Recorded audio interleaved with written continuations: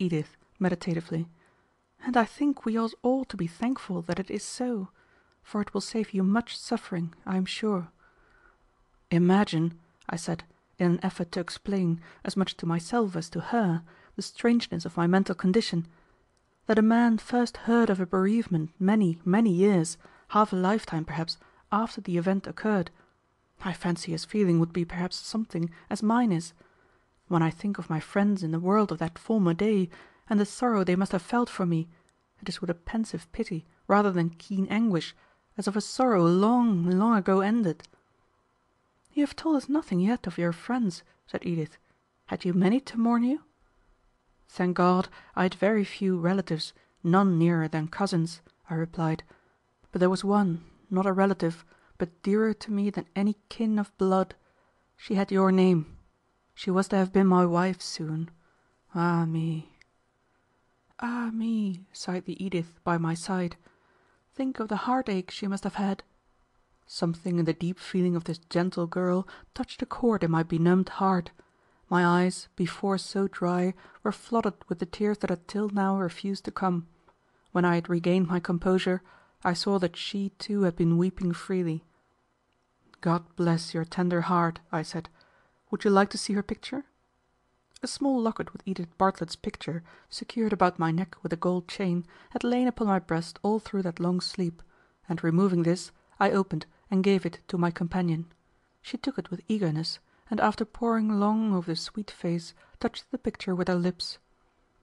"I know that she was good and lovely enough to well deserve your tears," she said.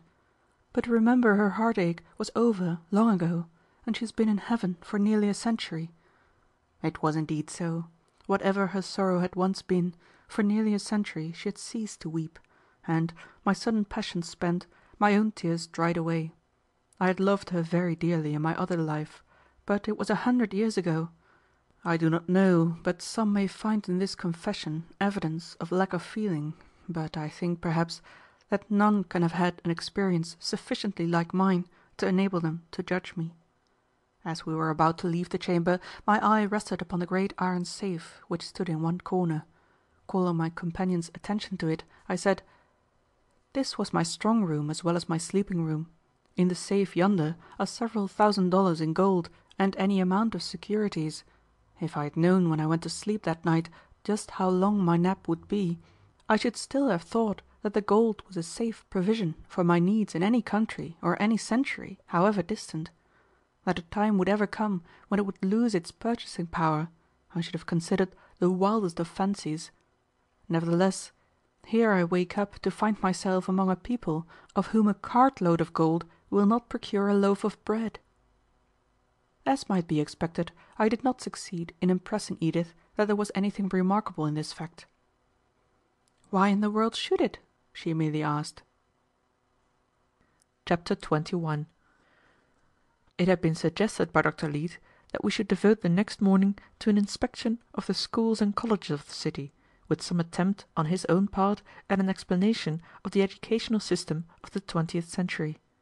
"You'll see," said he, as we set out after breakfast, "many very important differences between our methods of education and yours, but the main difference is that nowadays all persons equally have those opportunities of higher education which in your day only an infinitesimal portion of the population enjoyed.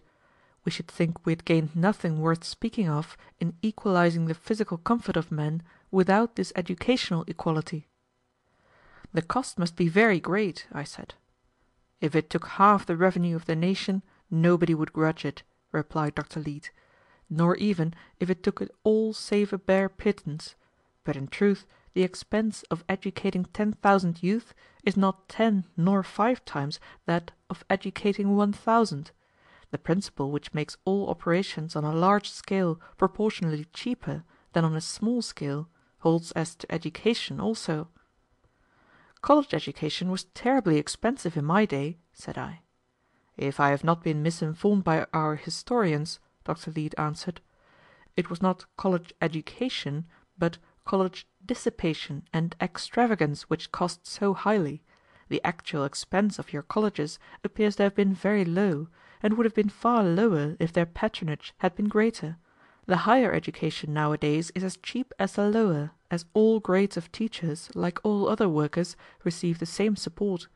We have simply added to the common school system of compulsory education, in vogue in Massachusetts 100 years ago, a half dozen higher grades, carrying the youth to the age of 21, and giving him what you used to call the education of a gentleman, instead of turning him loose at 14 or 15 with no mental equipment beyond reading, writing, and the multiplication table.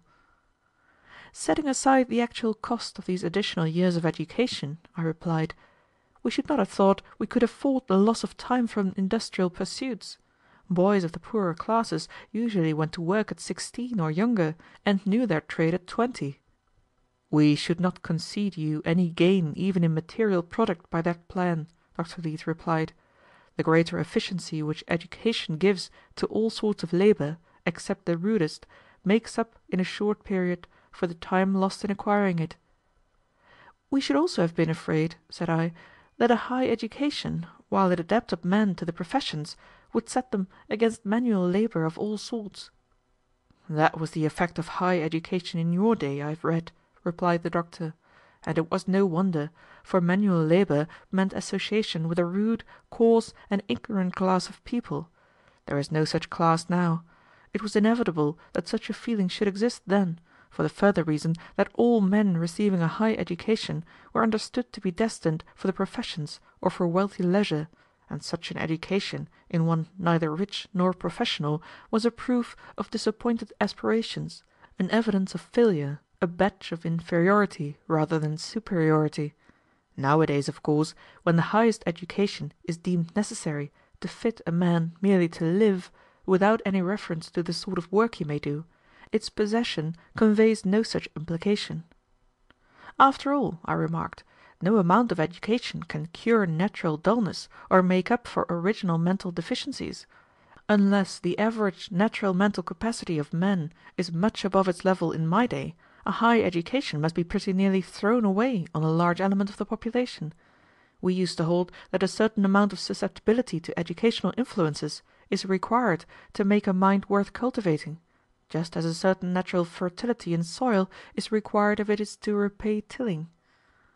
Ah, said Dr. Leete, I am glad you used that illustration, for it is just the one I would have chosen to set forth the modern view of education. You say that land so poor that the product will not repay the labor of tilling is not cultivated. Nevertheless, much land that does not begin to repay tilling by its product was cultivated in your day and is in ours. I refer to gardens, parks, lawns, and, in general, to pieces of land so situated that, were they left to grow up to weeds and briars, they would be eyesores and inconveniences to all about. They are therefore tilled, and though their product is little, there is yet no land that, in a wider sense, better repays cultivation.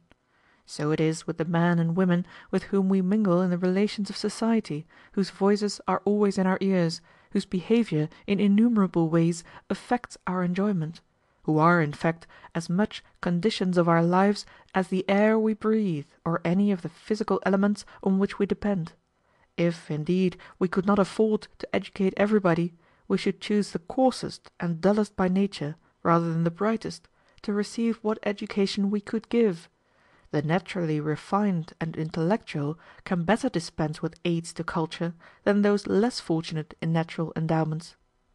To borrow a phrase which was often used in your day, we should not consider life worth living if we had to be surrounded by a population of ignorant, boorish, coarse, wholly uncultivated men and women, as was the plight of the few educated in your day. Is a man satisfied, merely because he is perfumed himself, to mingle with a malodorous crowd? Could he take more than a very limited satisfaction, even in a palatial apartment, if the windows on all four sides opened into stable yards? And yet just that was the situation of those considered most fortunate as to culture and refinement in your day.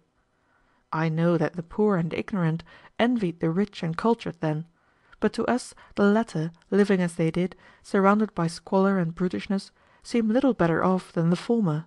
The cultured man in your age was like one up to the neck in a nauseous bog solacing himself with a smelling bottle.